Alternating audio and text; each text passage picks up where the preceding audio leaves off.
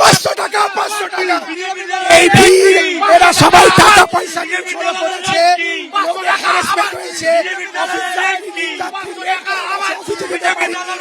এত বড় একটা প্রশাসন একদিকে তৃণমূল কংগ্রেস তারা বিক্ষোভ দেখাচ্ছেন এবং উল্টো দিকে বিজেপির যারা কর্মী সমর্থক রয়েছেন তারা গোপালনগর মোড়ে, আমি সরাসরি প্রবীরকে বলবো ছবিটা দেখানোর জন্য,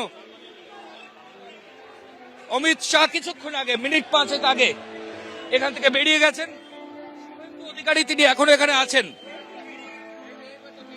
বিজেপির জমায়েত এখানে গোপালনগর মোড়, সেখানে দেখতে পাওয়া যাচ্ছে প্রচুর বিজেপি কর্মী।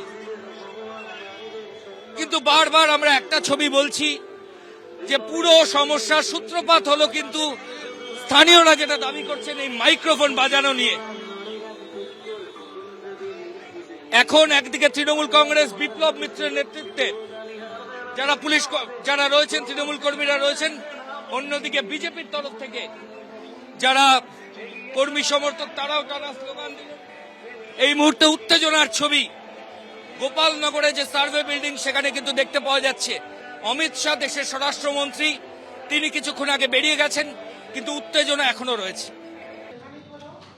অর্থাৎ শুধু স্লোগান, পাল্টা স্লোগানে আটকে থাকলো না, তৃণমূল বিজেপি একেবারে মুখোমুখি ধস্তাধস্তি যে ছবি দেখা গেল কালীঘাটে।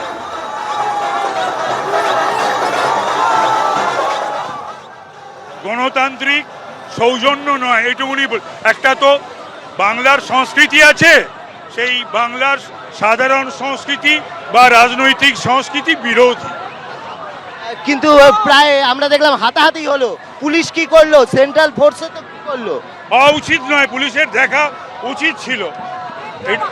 একজনের নমিনেশন র্যালি আর একজন জড়ো হলো কি করে? এটা ইলেকশন কমিশন বুঝবে, দেখবে, তাদের কাজ। এখন তো ইলেকশন কমিশনের হাতে, now they are to see, they are to look after. কি হলো, কি সমস্যা হলো? দেখুন, সমস্যা আজ নয়, কাল রাত থেকে হচ্ছে।